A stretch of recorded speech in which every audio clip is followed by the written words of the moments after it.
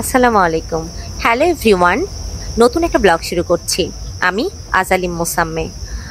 ঢাকায় যখন অনেক বোরিং লাগে থাকতে, একদম হই হুল্লোড়, রাস্তায় জ্যাম, তখন চলে যাই বোটানিক্যাল গার্ডেনে।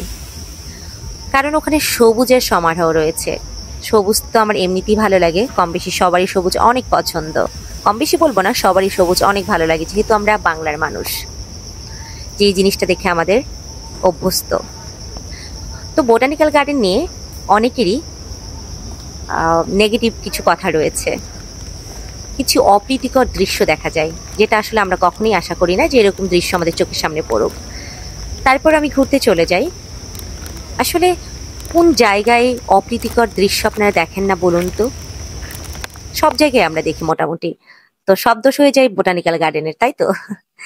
তারপর বোটানিক্যাল গার্ডেন আমার ভীষণ ভালো লাগে, কিন্তু আমি ওই বিষয়গুলো খুবই অ্যাভয়েড করে যাই। আমি স্ক্রিপ্ট করি।